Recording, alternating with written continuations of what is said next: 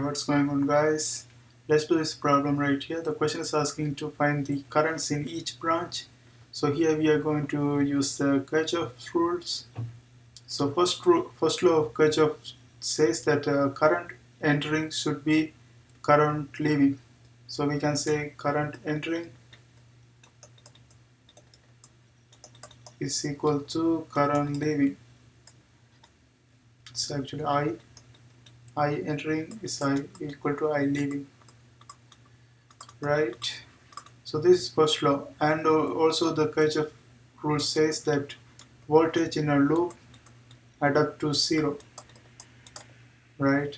So this is second rule. Now let's see how we can apply this one and find these currents in each of these resistors. So first of all, we have to pick up a direction. Since this is positive, we assume the current goes in this direction. So let's say this is I1, and here this is I2, and let's say, and here this positive right here, so let's assume current goes in this direction. And if the assumption is wrong, we will get a negative answer. So that's how we determine, right? If we get the negative answer, it means the current going opposite of the direction we picked. So let's see how we can apply the Kirchhoff rules to create the equation. So here, if I pick up this one as my loop, and if you see I1 and I2 are entering, that should be equal to I2. So if I create the equation, that's going to look like this: I1 plus I2 is equal to I2. Now I1 plus, this is I3, let's say I3, I1 plus I3 is equal to I2, right? So that's going to be the equation. Now this is according to the first law. So let's see how we can apply second law and find an equation. So we can pick up any point right here. So let's pick up this point and create a loop. So let's say loop is in this direction, loop 1, and let's pick up another loop for this thing right here. We can pick any location. So let's choose a location, maybe this one is good. So let's pick up this one and create another loop 2. So according to Kirchhoff law, second law, the total voltage should be add up to 0. So this is our first equation. So let's create second equation. We have 10 voltage that's going from negative to positive. So this is a positive 10, right? Negative to positive. And if it's going according to, through the current's direction, that's a voltage drop. So that's going to be negative. We know that V is equal to IR. So I1 times 4. So we can write 4I1.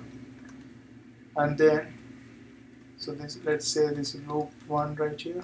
So that way it will be clear. Loop 1. So take 4I1 and it's coming back right here. So it's going through the current's direction. That is voltage drop. So this is going to be negative I2. Negative 8I2.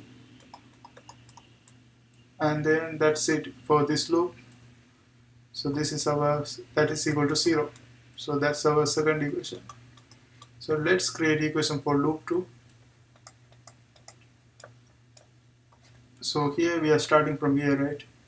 Since we are going against the current's direction, that's a voltage rise. Current is going downward, we are going up. So voltage rise, so this is going to be positive 8I2. And then if we move in this way, again we are going against the current's direction.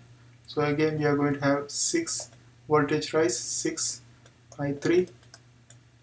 And then this is going from plus to minus. So that's going to be negative 4. And that's it. That's equal to 0 in the second loop. So this is third equation.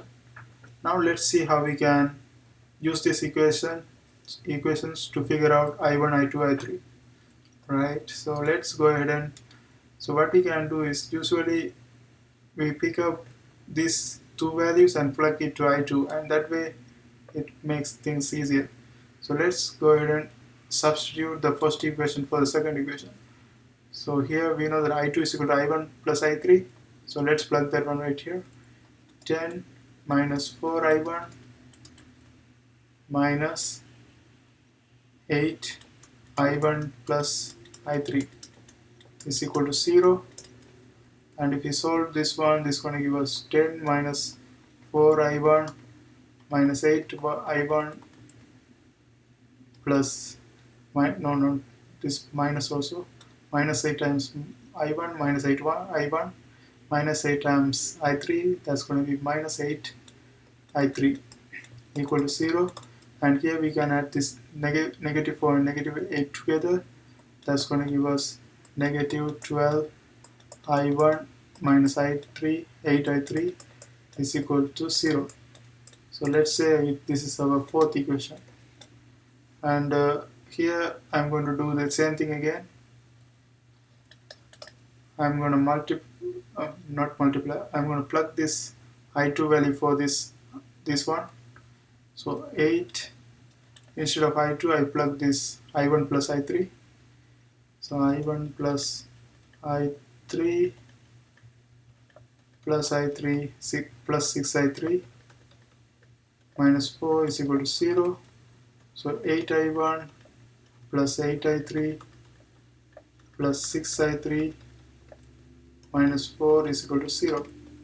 So this is, we can add this together. This is going to be 8I1 plus 14I3 minus 4 is equal to 0.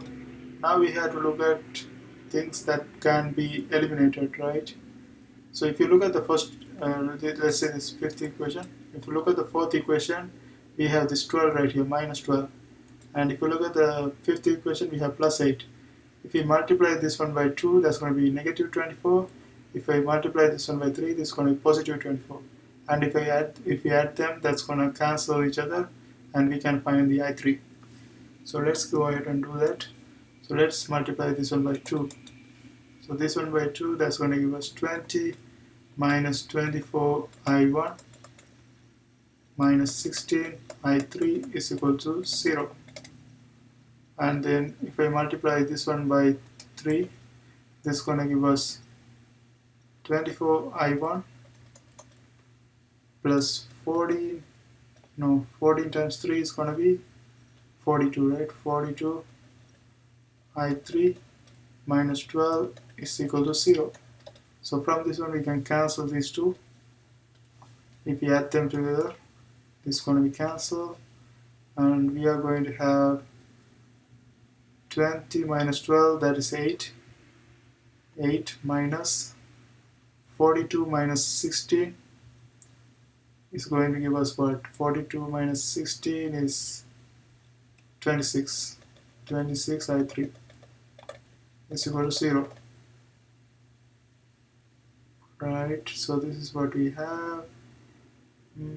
This is positive 26. And then if we solve for this one, we will get I3 is equal to minus 8 over 26, and that's going to give us negative 0.308 ampere. So this is I3 value. Now we can use this one in this equation to find the I2. So let's plug this one right here. So here we know that I3 we found out already. Let's put it in a box, and we have this one right here. So 8 I2 is going to be equal to minus 6 I3 minus 4 divided by 8.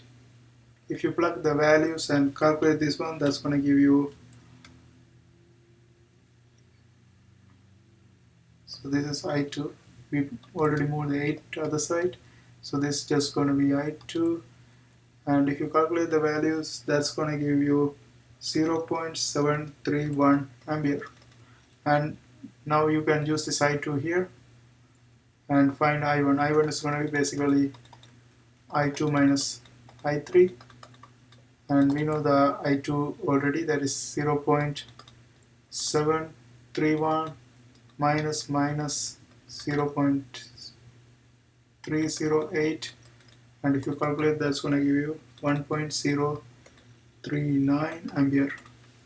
And these are the three values, right? We have I3, then we plug this one right here. We have to plug this one right here to find this one.